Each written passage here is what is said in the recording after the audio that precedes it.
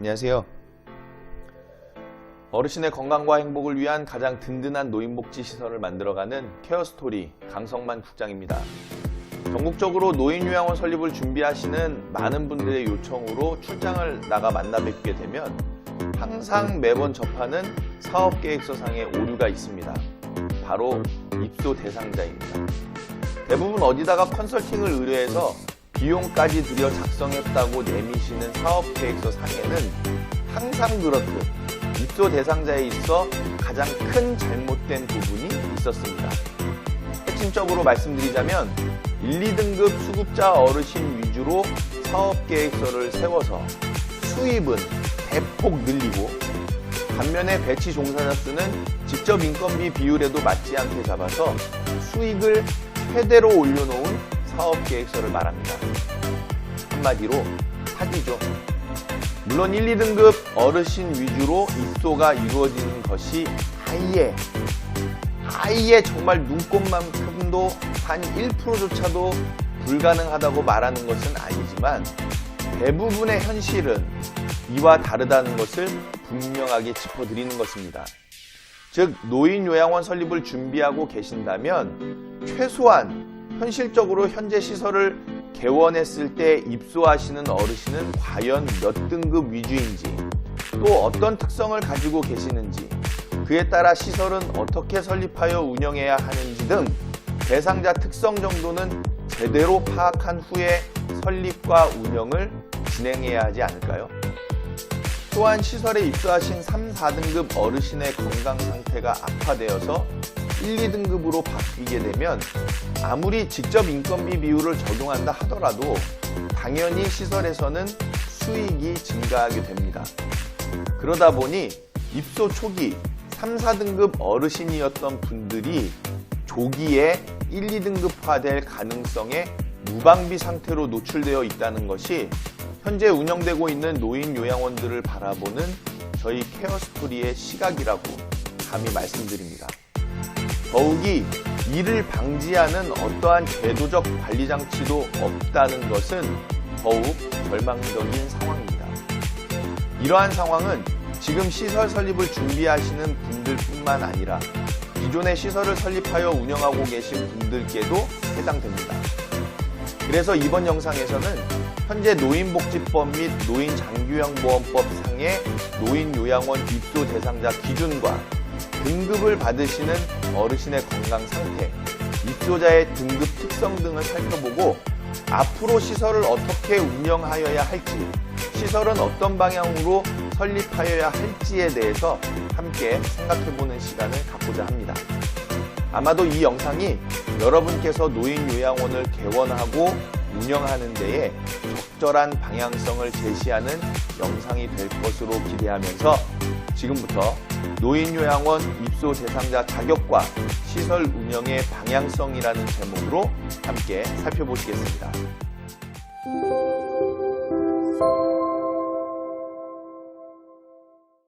자, 오늘 이 영상의 내용은 너무 중요한 내용이라서 여러분들께 말씀드릴 때에도 조금 생각해가면서 좀 신중하게 좀 접근해서 영상을 제작해서 말씀드려야 되겠다 그런 생각이 좀 들고요.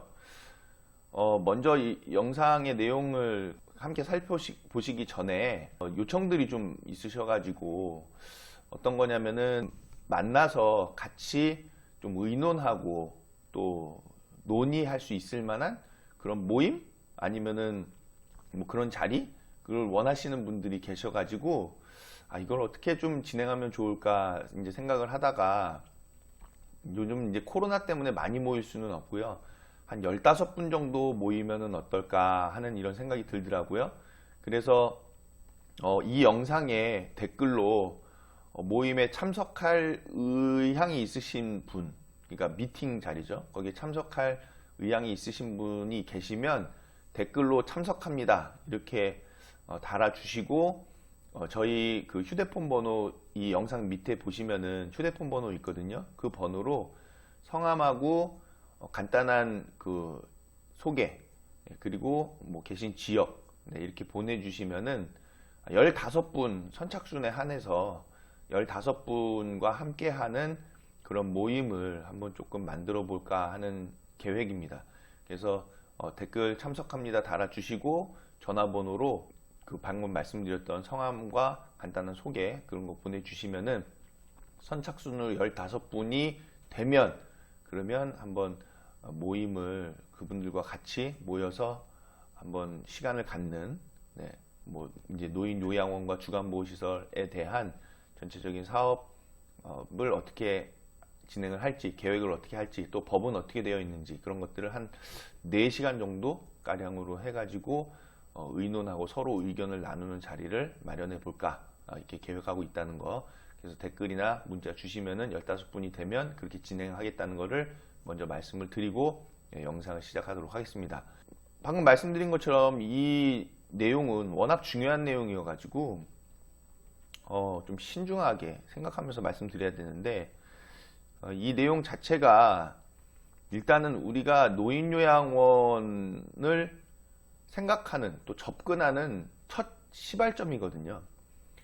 지금 이제 시설을 개원하시는 분, 개원을 준비하고 계신 분들은 물론 이제 노인요양원에 대한 전반적인 정보를 가지고 개원을 하시겠지만 그러나 좀 더 깊게 지금 입소 대상자가 누구냐라는 부분에 대한 거를 좀 더 깊게 생각하지는 않는 상황이에요. 뭐 간단하게 그냥 설명을 드리자고 하면은 노인요양원 입소 대상자가 누구냐? 시설급여 받은 사람. 끝납니다. 이 내용이면. 건강보험공단으로부터 시설급여 자격을 받으신 분이면 누구나 노인요양원 입소가 가능한 그런 내용이죠. 그런데 단순하게 시설급여를 받은 사람으로만 이해할 것이 아니라 이 시설을 이용하게 될 주된 대상자가 누구고 어떤 특성인지를 분명하게 우리가 생각해 볼 필요가 있다는 거예요. 그래서 이러한 부분을 이 영상에서 다루고자 하는데 먼저 첫 번째로 우리가 생각해 봐야 될 부분, 체크해 봐야 될 부분, 우리나라 노인요양원 입소 대상자는 과연 정확히 누구로 규정이 되어 있는가 한번 볼 필요가 있겠죠. 그래서 노인복지법 시행규칙 제18조를 보시면 노인의료복지시설의 입소 대상자라고 해서 규정이 되어 있습니다. 여기서 얘기하는 이 노인의료복지시설이라는 것이 바로 노인요양시설과 노인요양공동생활가정이죠. 그래서 그 법의 내용을 보면은 노인요양시설, 노인요양공동생활가정 다음 각 목의 어느 하나에 해당하는 자로서 노인성 질환 등으로 요양을 필요로 하는 자가 바로 입소 대상자다라고 법에서 규정을 하고 있습니다. 자, 먼저는 가항을 보니까 가목이죠. 가목을 보니까 노인장기요양보험법 제15조에 따른 수급자, 이하 장기요양급여 수급자라고 하죠. 그래서 장기요양 1, 2등급 어르신과 장기요양 3에서 5등급자 중 불가피한 사유 그리고 치매 등으로 등급판정위원회에서 시설급여 대상자로 판정받은 사람이 바로 노인요양시설과 노인요양공동생활가정의 입소 대상자다. 이렇게 명기가 되어 있죠. 뭐 물론 이제 이 밑으로 다른 이제 또 부수적으로 또 정해진 입소 대상자가 있지만 주된 대상자는 이 두 항목에 해당하는 어르신들이죠. 장기요양 1, 2등급 어르신 그리고 3에서 5등급자 중 불가피한 사유 그리고 치매 등으로 시설급여 대상자로 판정받으신 분이에요. 자, 이 내용 중에 먼저는 우리가 지금 중요한 부분은 요 뒷부분의 요 부분인데요.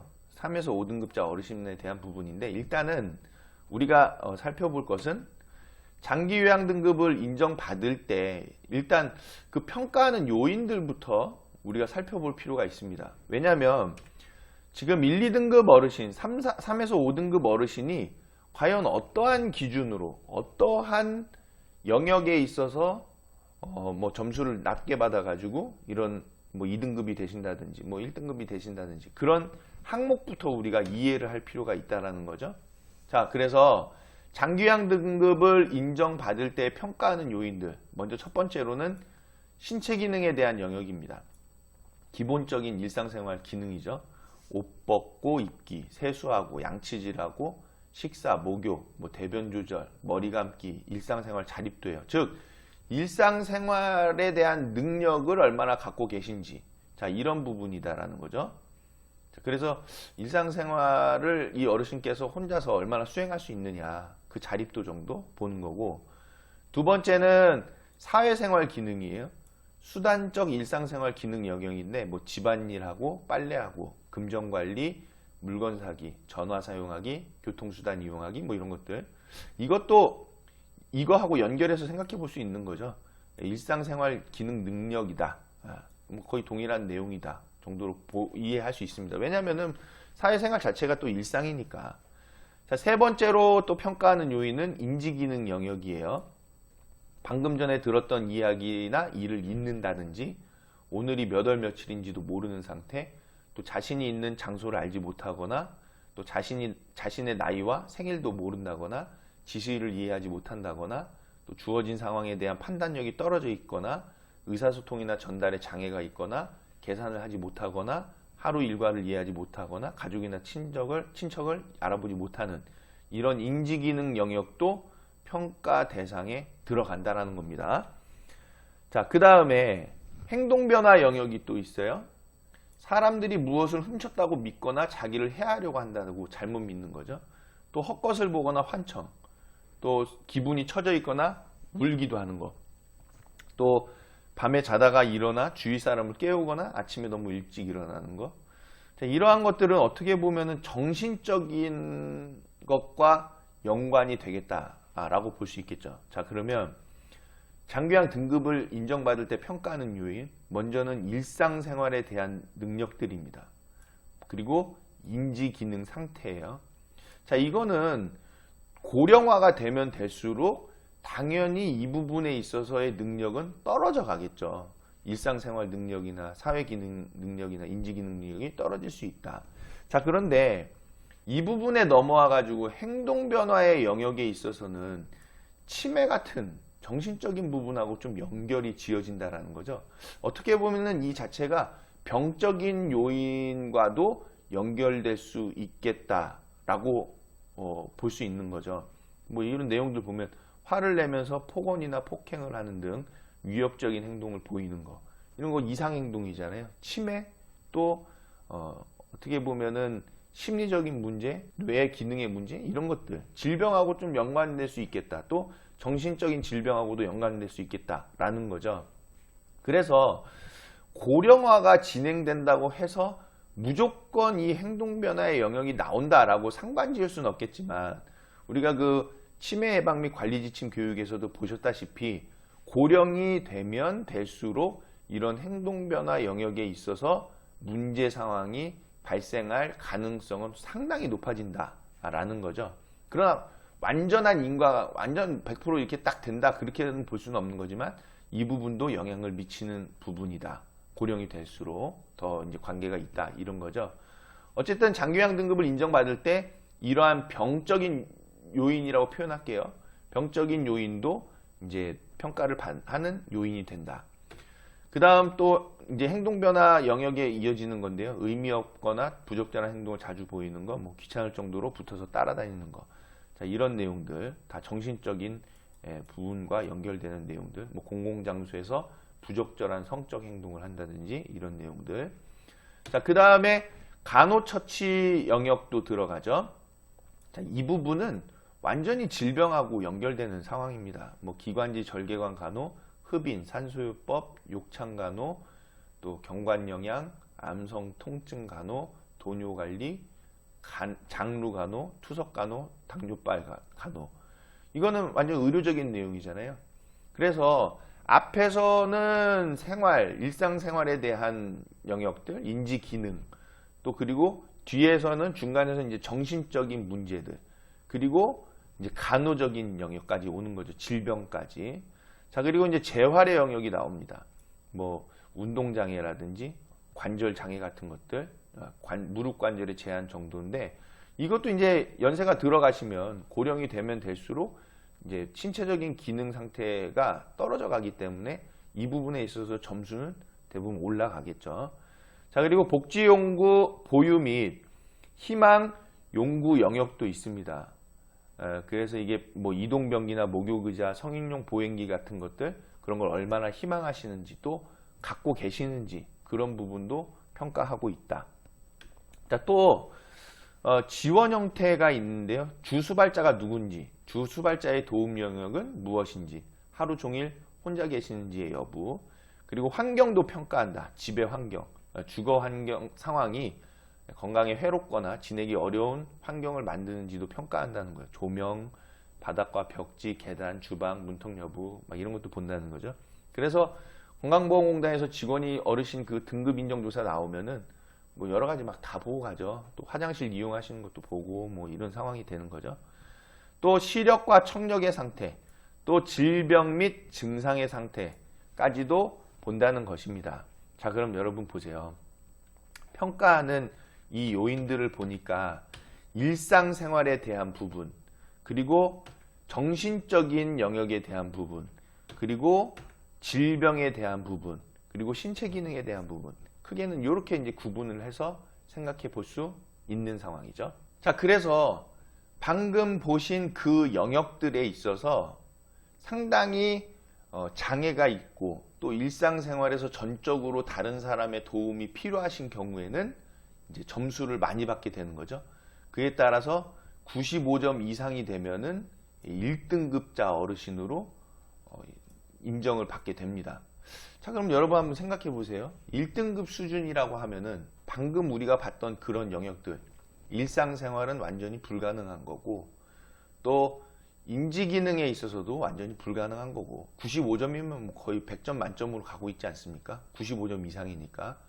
더군다나 간호 영역, 정신적인 기능, 그 부분에 있어서도 문제 상황이 심각한 거고, 그 다음 간호 영역에 있어서도 지금 아주 어려우신 건강 상태시고, 그렇다고 하면은 신체 기능 상태도 마찬가지고요.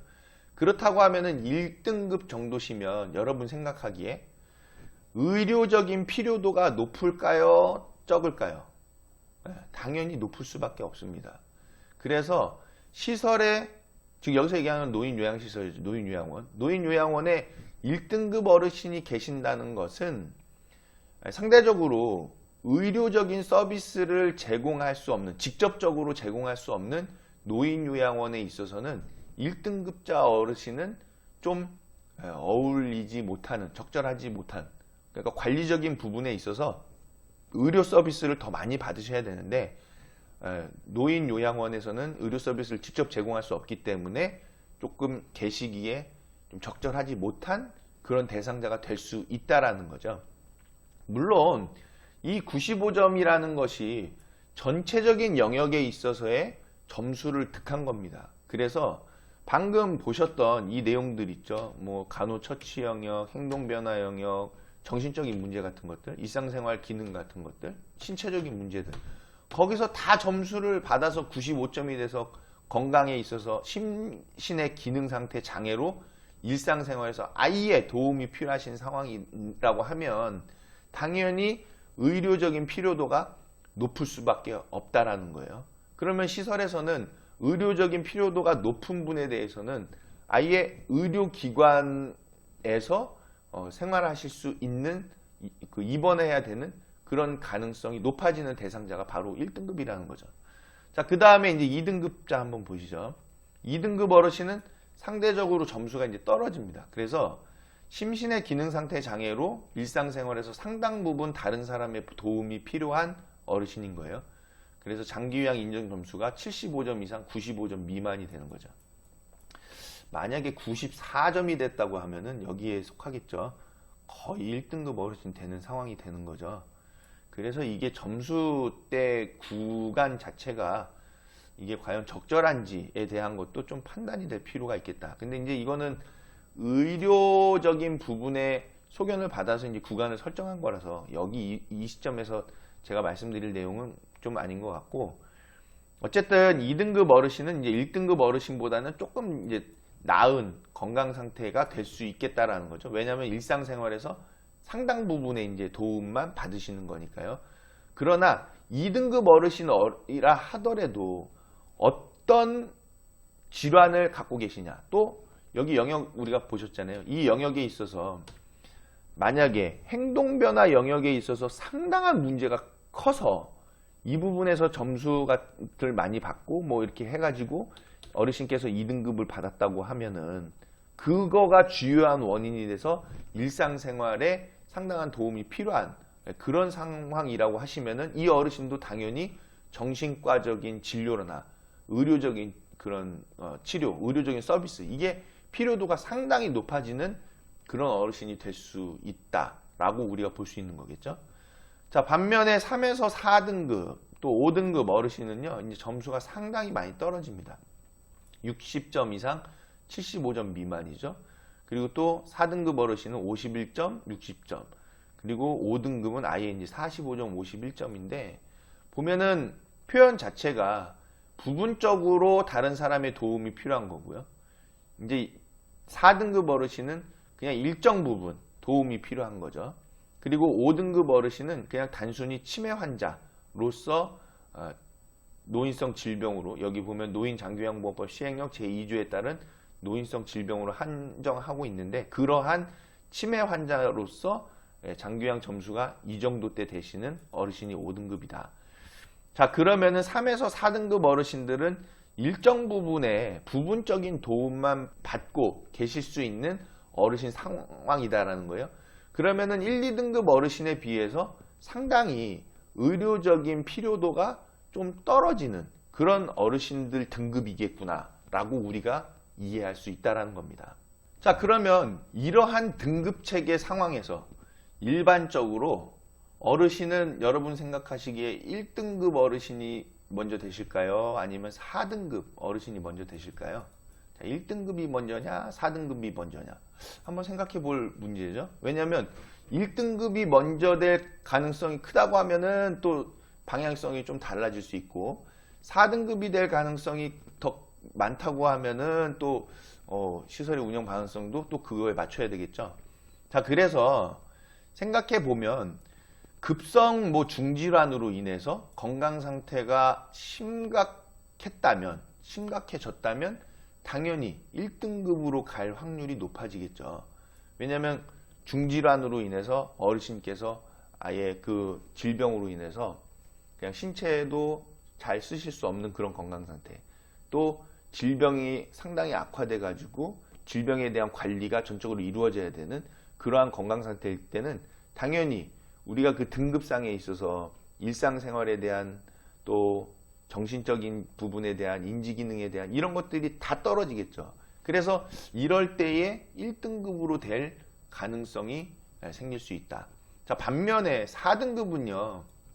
어르신께서 신체기능 노화라든지 이런 병적 진행이 서서히 진행되면서 그러면서 4등급으로 받으시는 상황들이 좀 많죠. 물론 때에 따라서는 이제 어르신께서 질환으로 인해서 병원에 장기간 입원했다가 퇴원하시면서 이제 그 건강 상태가 조금 호전이 돼 가지고 또 그렇게 돼서 이제 4등급으로 받으시는 경우도 있는데 어쨌든 이거를 조금 러프하게 생각한다고 하면은 신체 기능 노화와 병적 진행이 서서히 진행되면서 어르신께서 일상생활이라든지 또는 인지기능 또 정신적인 문제 또 질병에 대한 관리 그런 것들이 상대적으로 자기 관리 능력이 다 떨어져서 도움이 필요한 일정 부분의 도움이 필요한 상태로 간다고 하면은 당연히 아마도 4등급으로 받게 될 수 있겠다는 거죠.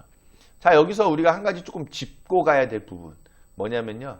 자, 여러분의 어르신께서 만일 중질환으로 인해서 1등급 정도의 건강 상태가 되셨다면 현재 어떤 종류의 기관을 여러분들께서 이용하실지 한번 생각해 볼 필요가 있습니다. 자, 이거는 서서히 진행돼서 1등급이 됐다는 게 아니고 갑작스럽게 중질환 같은 부분으로 해서 어르신의 건강 상태가 많이 나빠져 가지고 일상생활에 있어서 완전한 도움이 필요한 상태에 1등급이 됐다라는 거예요.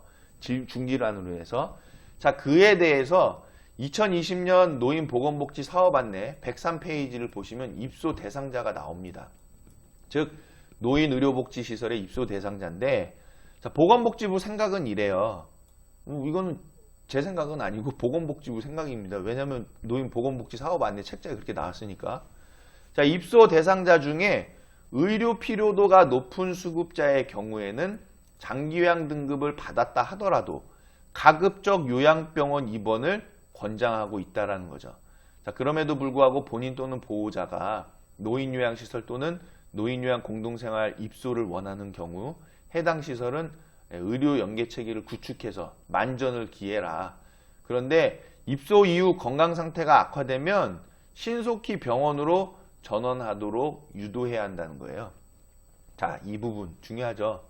의료 피로도가 높은 수급자의 경우에는 가급적 요양병원의 입원을 권장하고 있다라는 겁니다. 자, 그런데 지금 요양병원이요, 뭐 많이 이제 얘기 듣는 바로는 생활하는 기관은 아니잖아요. 여기서 지금 표현에서도 보시다시피 병원의 입원인 겁니다. 입원. 입원에서 생활하다 보니까 입원에서 생활하는 그 삶의 질이 좋을 수만은 없겠죠. 반면에 요양원은 생활하는 기관으로 속성을 볼 수 있겠죠. 그러다 보니까 생활의 질을 좀 높일 수 있는 그런 기관이 될 수 있다라는 겁니다. 자, 그런데 보건복지부에서는 의료 피로도가 높은 수급자 같은 경우에는 지금 장기요양 등급을 받았다 하더라도 가급적이면 요양병원으로 입원을 시켜라 라고 지금 안내를 하고 있다라는 거예요. 결론적으로 어르신께서 1등급이 먼저 되신다고 하면은 지금 어디로 간다? 네, 요양병원으로 가셔야 될 상황이라는 거죠. 자, 그런데 어르신께서 만약에 신체기능 노화, 병적 진행이 서서히 진행이 돼서 의료 피로도가 낮다라고 했을 때에는 당연히 입소 대상자에 해당이 된다. 노인요양원의 입소 대상자에 해당이 된다라는 것으로 우리가 살펴볼 수 있겠습니다. 그렇다면 지금 요양원에 계신 1, 2등급 어르신은 그러면 누굽니까? 라는 거죠. 왜냐하면 지금 보건복지부에서 이렇게 생각을 얘기했잖아요. 의료 피로도가 높으신 분들은 요양병원에 입원하실 것을 권장한다. 그러면 지금 요양원에 계신 1, 2등급 어르신은 우리가 생각했을 때에 의료 피로도가 낮은 어르신으로 이해할 수 있겠죠.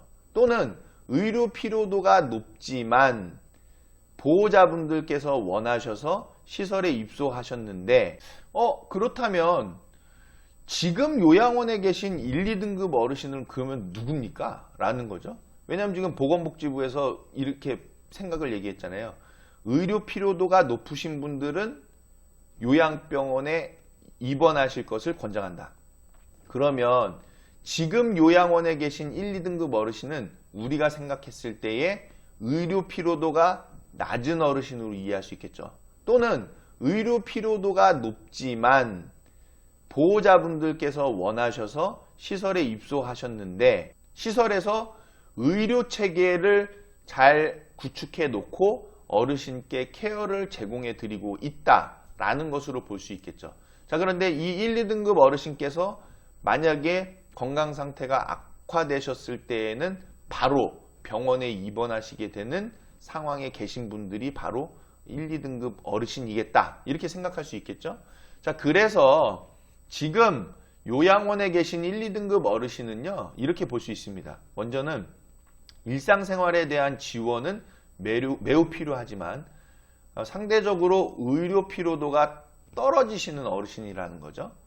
완전 와상 상태로 일정 지병을 갖고 계시는데 약 복용과 정기적인 진료로 생명을 유지하고 계신 아주 고령의 어르신이라든지 또는 하반신 마비 상태로 일정 지병을 갖고 계시고 또 약 복용과 정기적인 진료로 생활을 유지하고 계신 고령의 어르신이라든지 또는 편마비 상태로 일정 지병은 갖고 계시는데 약 복용과 정기적인 진료로 생활을 유지하고 계신 고령의 어르신이 바로 일상생활에 대한 지원은 매우 필요하지만 상대적으로 의료 피로도가 조금 떨어지시는 그런 어르신들이 바로 1, 2등급으로서 요양원에 계신 어르신이다 라고 우리가 이해할 수 있겠죠.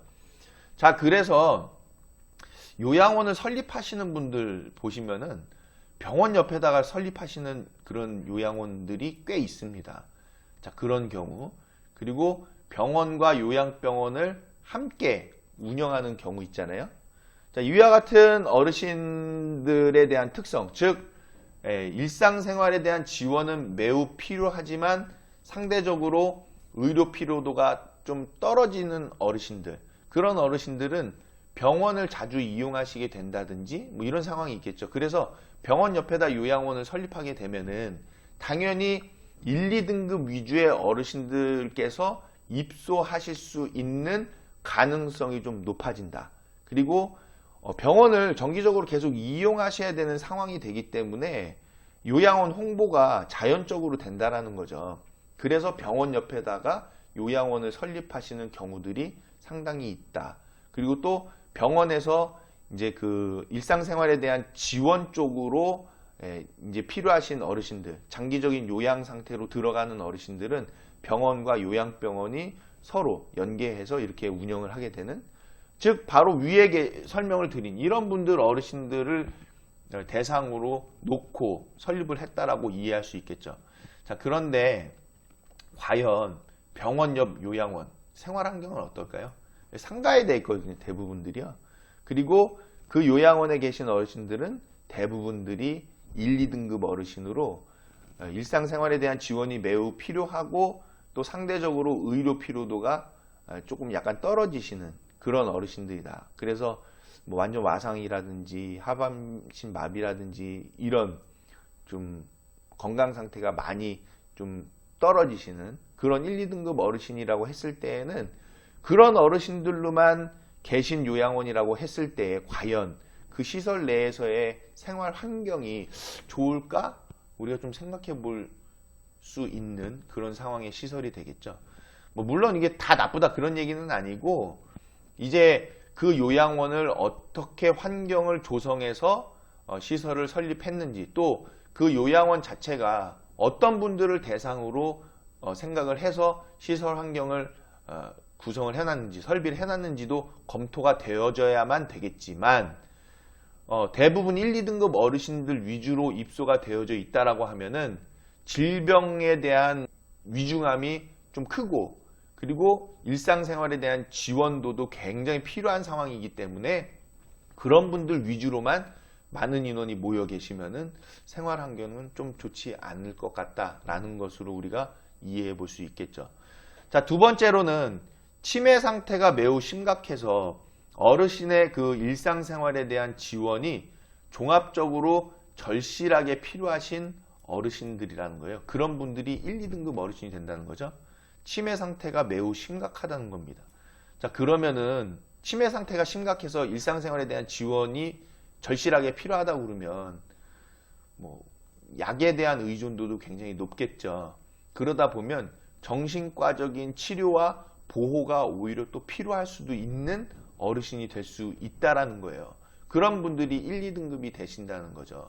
자, 이런 상황을 우리가 고려한다고 그러면 결국에는 1, 2등급 어르신 중에서 의료적 그 치료가 상당히 필요한 어르신들이 많다라고 이해할 수 있고, 그에 따라서 그런 분들은 요양병원으로 입원하셔서 어떤 의료적인 치료를 또는 연계를, 서비스를 더 전문적으로 받으실 수 있게끔 하는 것이 필요하겠다. 또는 요양병원 외에도 의료기관에 대한 연계가 오히려 더 중요할 수 있겠다라고 볼 수 있겠죠.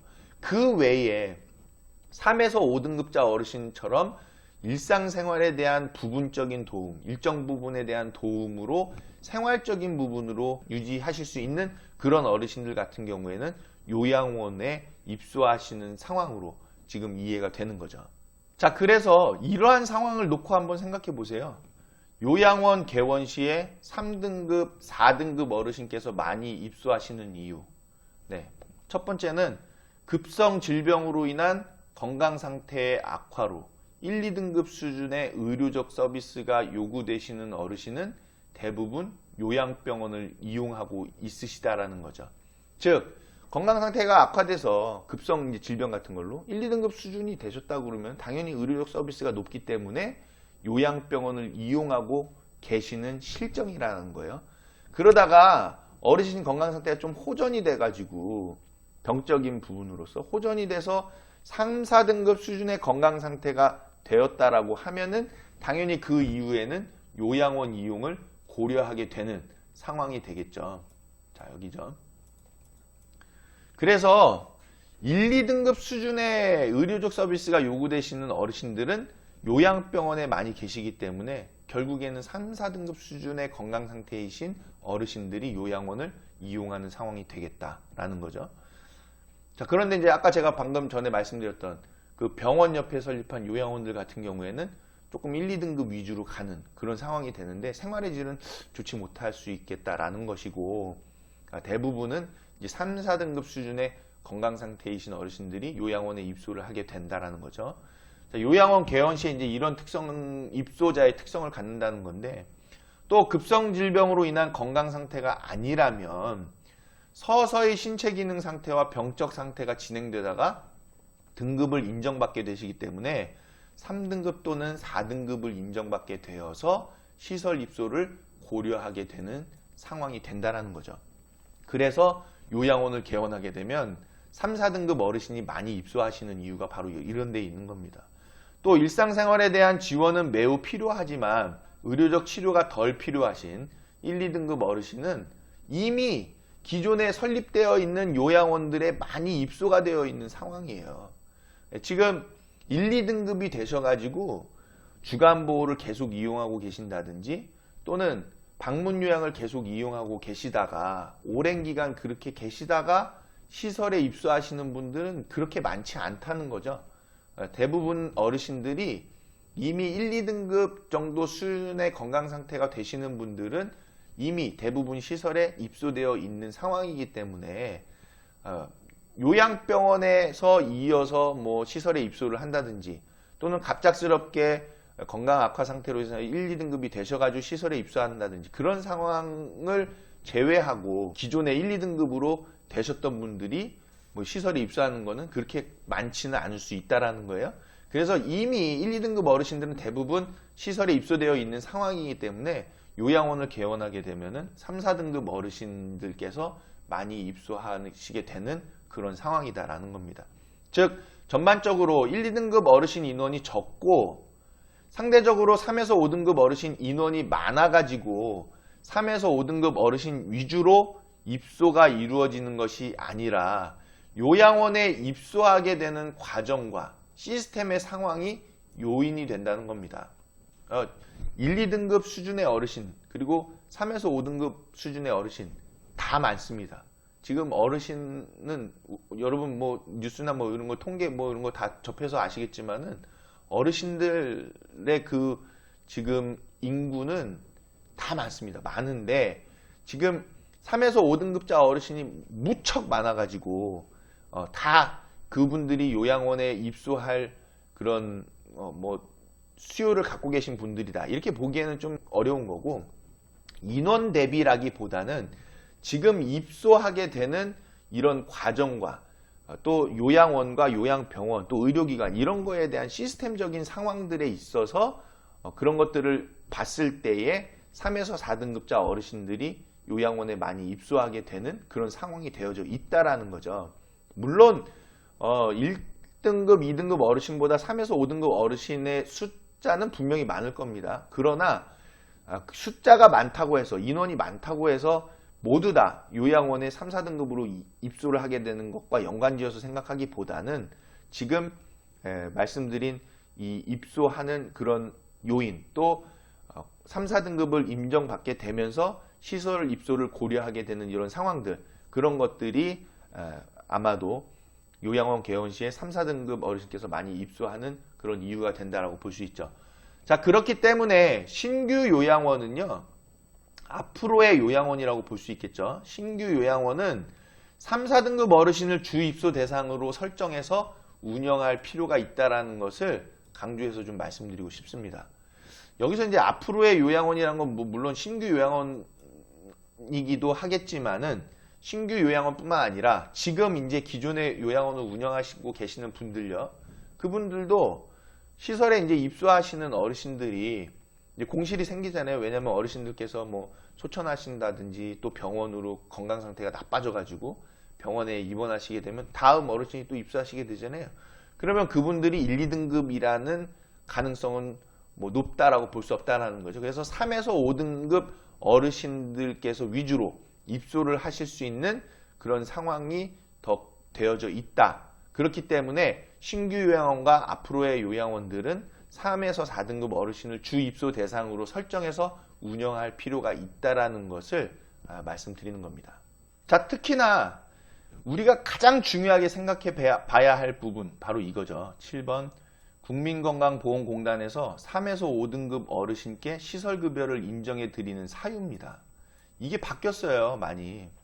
예전에는 이 3에서 5등급 어르신께 시설급여를 인정해 드릴 때에 이 노인장기요양보험제도는 재가급여 우선이잖아요. 그래서 지금도 물론 이제 3에서 5등급 받으시면은 재가급여로 받으시는데 우선적으로 재가급여에서 시설급여를 받기 위해서 급여 종류 변경 신청을 하죠. 급여 종류 변경 신청을 할 때에 그 사유가 좀 까다로웠다고 표현해야 될까요? 사유 자체가 까다롭다라기보다는 좀 얼토당토안하다, 좀 이렇게 표현하는 게 좀 낫죠.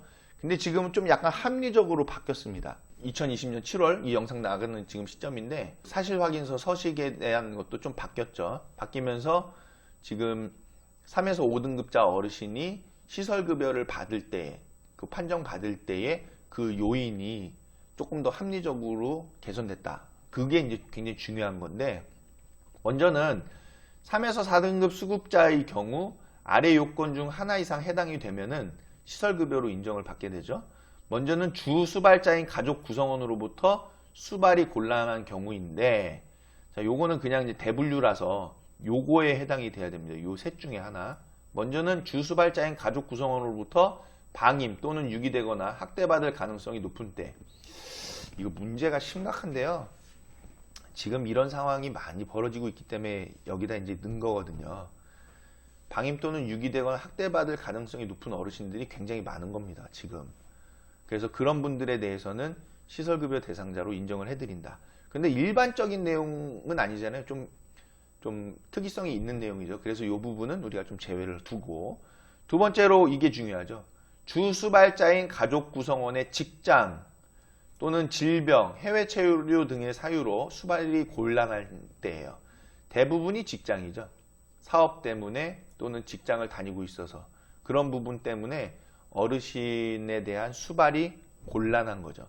다 이거에 해당이 됩니다. 전부 다 이거에 해당이 되니까 3에서 5등급 어르신들은 대부분이 다 시설급여를 인정받는 상황이 되었다라고 이해할 수 있는 거죠. 그렇기 때문에 3에서 5등급자 어르신들의 그런 시설 입소가 훨씬 더 넓어졌다, 그런 거죠. 또 독거이면서 가까운 거리에 수발할 수 있는 가족이 없을 때, 혼자 사시는 어르신들 많이 계시잖아요. 그런 분들도 3에서 5등급을 받으면은 시설 입소로 바로 바뀌기 때문에 이 수요가 상당히 많고 이 수요자 분들이 먼저 시설 입소를 고려하게 되는 상황이 된다라는 겁니다. 자, 그리고 주거 환경이 열악해서 시설 입소가 불가피한 경우인데, 뭐 이거는 화재 및 철거 등 거주하는 주택 또는 건물에서 생활하기 곤란하게 된 때인데, 화재나 철거되는 주택 뭐 그렇게 흔한 경우는 아니잖아요. 자, 그 다음 치매 증상이 확인이 되면은 또 3에서 5등급에서 시설급여를 받을 수 있다. 치매는 근데 대부분 어르신들이 갖고 계시죠. 경증 치매라 하더라도 다 갖고 계십니다. 그래서 요 내용, 주수발자인 가족 구성원의 직장 문제, 수발이 곤란하고, 또 어르신이 치매가 있으실 때, 또 치매 증상 요건이 확인되지는 않았지만 수급자 어르신의 문제 행동으로 가족의 수발 부담이 크고 스트레스가 심한 상태에 있을 때에는 3에서 4등급 어르신이라 하더라도 시설급여가 나옵니다. 요 세 가지가 이제 포인트죠. 그래서 그 사유서 쓰실 때 대부분 이제 보호자분들이 그 내용에 이런 것들이 들어가잖아요. 직장 다니고 있고 사업하고 있어서 못 모시는데, 더군다나 또 어르신께서 문제 행동까지도 있습니다. 거기에 뇌 사진을 찍어봤더니 치매 증상까지도 일정 부분 있습니다. 이렇게 포함이 돼가지고 3에서 5등급자 어르신들이 시설급여를 대부분 인정받게 되는 거죠. 예전에는 이렇게까지 쉽게 이제 인정되는 상황은 아니었는데, 이제는 아예 이렇게 이유를 담아놔가지고 3에서 5등급자 어르신들께서 시설급여를 좀 더 많이 받을 수 있는 상황이 되었기 때문에 이제 시설에서는 3에서 5등급자 어르신 위주로 입소가 이루어지는 상황이 되는 거죠. 또 5등급 수급자의 경우 아래 요건에 모두 해당이 되면 그 시설급여를 인정해 드리는데, 먼저는 주수발자인 가족 구성원으로부터 수발이 곤란한 경우 이거나 주거 환경이 열악해서 시설 입소가 불가피한 때, 또 제출한 의사소견서 및 인정조사표 상의 침해로 되어 있을 때, 그 일정 수준 이상일 때. 그래서 5등급자 어르신은 모두 해당이 돼야지만이 시설에 입소하는 거기 때문에 5등급자 어르신 같은 경우에는 시설급여를 받기가 좀 어렵겠다라는 거죠. 그러면 이제 5등급자 어르신은 시설에 많이 안 계시겠죠. 그래서 3에서 4등급, 3, 4등급 어르신이 좀 많이 신규로 입소가 되어진다라는 것으로 우리가 볼 수 있는 겁니다. 자, 이제 강의가 막바지로 가는데요. 이 시점에서 저희 케어스토리에서 9988234를 강조하는 이유를 좀 설명드리고 싶어요. 저희 이제 이메일이라든지 블로그 주소도 9988234 케어인데, 저희가 케어스토리에서 왜 9988234를 강조하냐. 먼저 9988234가 뭔지부터 이해하셔야 되겠죠. 다 아시겠지만 99세까지 팔팔하게 사시다가 2, 3일 편찮으시고 소천하시는, 그게 이제 9988234다. 이제 어르신에 대한 대단한 축복인 거죠. 99세까지 100세 시대를 건강하게 팔팔하게 누리다가 2, 3일 정도 앓으시고 돌아가시는 이런 상황. 자, 저희가 이걸 강조하는 그 첫 번째 이유는요. 먼저는 어르신은 건강하신 상태로 노년의 삶을 유지하시다가 그러다가 소천하시는 것이 가장 큰 축복이 됩니다. 저희는 그렇게 생각하고 있어요. 저는요.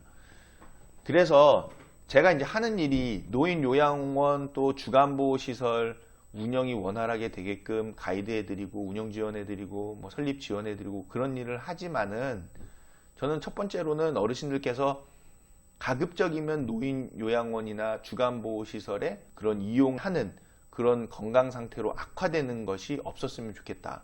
그래서 건강하신 상태로 노년의 삶을 유지하시다가 소천하셨으면 좋겠다. 그것이 가장 큰 축복이다. 이렇게 생각해서 9988234를 강조하고 있고요. 둘째로 또 어르신은 건강하신 상태로 가족분들과 함께 삶을 유지하시다가 소천하시는 것이 가장 큰 축복입니다. 그래서 그러려면은 당연히 99세까지 팔팔하게 사셔야 되잖아요. 물론 100세 이상에서도 팔팔하게 사시면 더욱 좋습니다. 어쨌든 건강한 삶을 유지하시면서, 오랫동안 건강한 삶을 유지하시면서 가족들과 함께 사신 삶, 그러려면 건강하셔야 된다. 그래서 9988234를 저희 케어스토리에서는 강조를 하고 있습니다. 자, 이러려면은 어르신들께서는요, 장기요양 등급을 인정받게 되는 건강 상태가 되시면 안 됩니다. 어르신들이 이제 이 영상을 보시는지는 모르겠지만 어르신 보호자분들이 이제 많이 보실 거 아니에요. 또는 이제 시설을 설립하시는 분들도 보실 텐데, 장기요양 등급 인정받는 게 뭔가 국가로부터 큰 지원을 받게 되는 그런 내용은 아닙니다. 이 보험이거든요. 그래서 물론 지원은 지원이지만 혜택이라고 얘기할 수는 없는 겁니다. 혜택은 아니고 지원인 거죠. 혜택이라는 것은 건강하시기도 하시면서 어떤 뭐 부수적으로 이런 뭐 어드밴테이지라든지 그런 게 있으면 혜택이 되겠지만은, 그게 아니라 건강 상태가 나빠져서 자격을 드리고 그에 따라서 시설을 이용하시고 그런 거기 때문에 장기요양 등급을 받는다는 것 자체가 건강 상태가 악화되셨다는 겁니다. 그래서 일상생활이 불가능할 정도로 도움이 필요한 상태에 놓여지셨다는 거거든요. 그래서 이게 좋은 게 아닙니다. 이 장기요양 등급을 인정받는다는 것 자체가. 그래서 어르신들께서는 먼저는 이 9988234를 하시기 위해서는 우울증 없는 생활, 또 행복한 생각, 또 균형 잡힌 영양 관리, 또 정기적인 병적 관리로 항상 어르신의 건강을 관리하시고 유지하셔야만 된다는 것을 먼저 강조해서 말씀드리고 싶습니다. 자, 그런데 이렇게 해야 되지만 자연스러운 노화와 고령, 또 노인성 질병으로 인한 그런 신체 기능의 악화, 이런 것들로 인해서 등급을 인정받게 되는 상황으로 가는 거죠. 그렇게 되는 상황이 될 수밖에 없는 거죠. 그렇게 된다고 했을 때에는 가급적이면 뭐 4등급을 받으셨다고 하면은 그 등급을 유지하다가 소천하실 수 있는 그런 상황으로 가야 된다는 거예요. 4등급에서 1, 2등급으로 가가지고 1, 2등급 상태에서 오랜 생활을 유지하시다가 돌아가시게 되면 그 얼마나 힘들고 괴로운 일상이 되겠습니까? 앞에서도 설명드렸다시피 1, 2등급은요 완전 도움이에요. 완전 도움이면 그냥 침대에서 생활하시는 수준이고, 또는 치매로서 굉장히 심각한 상태이신 건데 삶의 질이 좋겠습니까? 안 좋습니다. 네, 그래도 3등급, 4등급 어르신 정도일 때에, 그때에는 어르신께서 일정 부분 도움을 받으시면서 생활을 하시는 거니까 그래도 어르신께서 생활의 질을 좀 유지하실 수 있는 상황은 되지만 1, 2등급으로 가게 되면 건강 상태가 아주 나빠지는 거거든요. 그래서 어르신께서 가급적이면 1, 2등급의 건강 상태가 되지 않도록 관리, 즉 케어를 받으실 수 있도록 시설을 이용하시는 것이 좋다라는 겁니다. 그렇게 이제 권장을 드리고 있어요. 물론 등급 자체를 아예 안 받는 9988한 그런 삶으로 가시면 너무 좋겠지만은, 또 어쩔 수 없이 자연스러운 노화, 고령, 그런 노인성 질병으로 인해서 4등급, 3등급을 받게 되셨다면 더 이상 1등급, 2등급으로 진행되지 않게끔 관리를 받으시면서 시설을 이용하시는 것이 9988, 234를 위한 좋은 그런 노년의 삶의 질을 보장하는 그런 상황이 되겠다, 내용이 되겠다라는 것을 말씀을 드리고 싶습니다.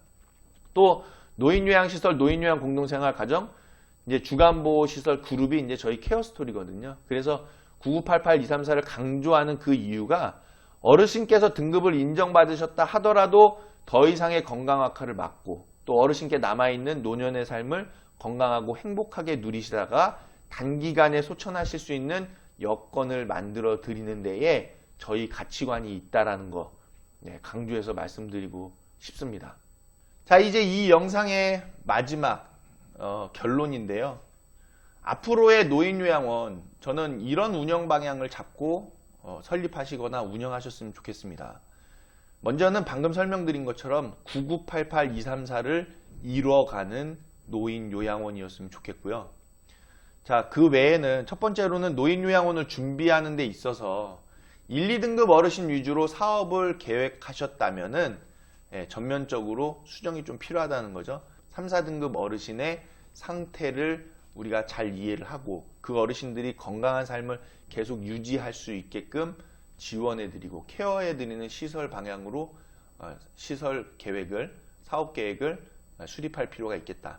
물론 이제 1, 2등급 어르신도 입소해서 이용하셔야 되는 대상자가 되기 때문에 이분들을 배제하라는 얘기는 아니고요. 위주 자체를 3, 4등급 어르신 위주로 갈 필요가 있겠다라는 거죠.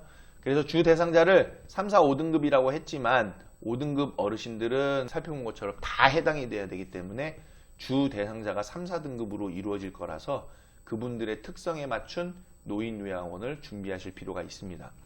자, 또한 정원 29인도 많아요. 시설은 가급적 소규모로 설립하시는 것이 필요합니다. 뭐 저희 논의하고 계신 그 단체분들 또는 뭐 개인분들, 뭐 100인 시설 뭐 많이들 그렇게도 계시고 뭐 49인 시설 막 이렇게 계신데, 저희는 분명한 가치관은 어디에 두고 있냐면 소규모 시설의 가치관을 두고 있다는 것, 오늘 이 영상을 통해서 꼭 말씀드리고 싶고요. 29인 인원도 많은 거예요. 그 이하로 줄여들 필요가 있고, 여러분들 꼭 생각하실 거, 코로나 이제는 저희가 생각을 안 할 수가 없죠. 그리고 소규모로 모여서 생활하는 부분이 삶의 질이 더 높다. 그리고 소규모지만 더 넓은 공간, 그리고 더 많은 그 케어 인력이 투입되는 그런 시설로 가야 한다라는 쪽으로 말씀드리고, 생각해 보세요. 49인 1, 2등급 어르신으로 49인이 계신다는 게 과연 생활의 질이 좋을까요? 또 어르신들께서 노인성 질병이 있고 또 상당한 도움이 필요하고 또 위생상에 대한 관리도 있어야 되고 그런 어르신들이세요. 고령에. 그런 분들이 막 49인 뭐 70 막 이렇게 계신다고 하면은 그게 과연 생활의 질을 좋게 만들 수 있을까요? 뭐 물론 시설이 유닛화 되어 있어서 그 유닛에서 소규모 인원이 생활을 한다 하더라도 그 유닛이 많이 모여서 또 대규모로 모인다든지 또 관리적으로 전체적인 관리로 이루어지는 그런 형태로 간다고 했을 때에는 어쨌든 대규모 시설이 되기 때문에 저희 케어스토리에서는 단일형 시설로서 소규모 시설로, 그리고 더 넓은 공간, 법적인 부분보다 더 넓은 공간, 그리고 법적인 인력보다도 더 많은 인력이 투입이 돼서 운영되는 그런 소규모 시설로 설립하여야 한다는 것을 꼭 말씀드립니다. 유닛이라 하더라도 이 코로나 상황과 연결해서 생각했을 때에는 감염에 대한 위험도는 상당히 높아질 수밖에 없기 때문에 소규모 단위 생활로 가는 것이 바람직하다는 거죠. 자, 그리고 요양원은 일종의 노인 서비스업입니다. 노인 서비스업이거든요. 근데 현행 지금 노인 요양원은 비영리 사업으로 인정받은 상황이잖아요. 법적인 내용들을 다 검토를 하고 또 수익이 발생하는 그런 과정들, 또 요소들, 요인들을 살펴보면은 비영리적인 부분으로 정부에서 법을 좀 묶어왔죠, 여태까지. 그리고 그에 따라서 어떻게 보면 저품질인 현재의 장기요양 서비스 수준이 되어버렸다라고 말씀드릴 수 있습니다. 그래서 현재 장기요양 서비스는 홍보는 뭐 어디 기관들에서 뭐 좋은 뭐 평가를 많이 하고 또 그에 따라서 서비스 품질이 좋다 이렇게 얘기하고 있지만은 실제 내부의 상황들을 들여다보면 결코 좋은 품질의 서비스는 아니다. 전반적으로 저품질화 되어져 있다라고 말씀드릴 수 있습니다. 그게 이제 기인이 된 것이 어떻게 보면은 비영리적인 수익 구조 이런 거거든요. 예를 들면은 포괄수가제 같은 거 이런 거죠. 포괄수가제의 그 수가 자체가 비현실적이고 정부에선 계속 수가만 낮추는 상황이고 그리고 그 외에 수익이 발생할 수 없는 그런 상황으로 운영을 하고 있다 보니까 단순하게 요 수가에 대한 부분에만 의존해서 시설을 운영하다 보니까 당연히 저품질인 서비스 상황으로 될 수밖에 없는 거죠. 그래서 여러분들께서 노인요양원을 운영하시고 설립해서 운영한다고 하면 이런 비영리적인 부분과 저품질인 장기요양 서비스 수준을 넘어설 수 있도록 시설 환경과 서비스 질 개선에 초점을 맞춰서 설립하고 운영하실 것을 저는 추천을 드립니다. 또 노인요양원 설립 및 운영에 대한 공부를 많이 하셔야 돼요. 공부를 많이 할수록 무엇을 해야 할지 또 어떤 방향으로 가야 하는지에 대해서 알게 됩니다. 즉 많이 알면 알수록 어르신께 더 좋은 서비스를 제공해 드릴 수 있다는 거, 그건 당연한 거겠죠. 많이 알면 알수록 우리가 이 비영리적인 그 체계 상황에서 어떻게 장기요양 서비스 수준을 올려갈 것인가, 그런 거에 대한 연구도 많이 할 수 있겠죠. 그래서 마지막으로 어르신의 건강과 행복을 위한 가장 든든한 노인 요양원을 만들어가는 저희 케어스토리와 함께 하신다면은 여러분들께서 언제나 득이 되는 방향으로 안내를 해드릴 수 있는 거고 그런 역할을 하고 있는 것이 바로 저희 케어스토리다라는 것을 말씀을 드리고 싶고, 그래서 노인 요양원을 설립하신다든지 운영하실 때에 저희 케어스토리와 함께 하신다고 하면은 언제나 여러분들께 득이 되어 드리는 방향으로 안내를 해드리고자 합니다. 자, 여기까지 해서 노인 요양원 입소 대상자의 자격과 시설 운영의 방향성에 대해서 살펴보셨고요. 서두에서 제가 말씀드린 거 댓글에 참여합니다 라는 댓글과 그리고 저희 밑에 있는 전화번호로 소개, 성명 이렇게 보내주시면은 선착순 15분에 대해서 저희가 한번 그 모임을 한 4시간 정도 먼저 그 요양원 설립과 또 주간보호시설 설립, 운영에 대한 부분들로 한번 모이는 그런 거를 한번 진행을 하고 또 그 인원으로 계속 정기적으로 한번 모이는 그런 모임도 가질 테니까요. 신청하시고 싶으신 분들께서는 댓글과 그리고 문자 메시지 꼭 부탁드리면서 이 말씀을 마지막으로 이번 영상을 마무리하도록 하겠습니다. 오랜 시간 시청해 주신 여러분 대단히 감사합니다.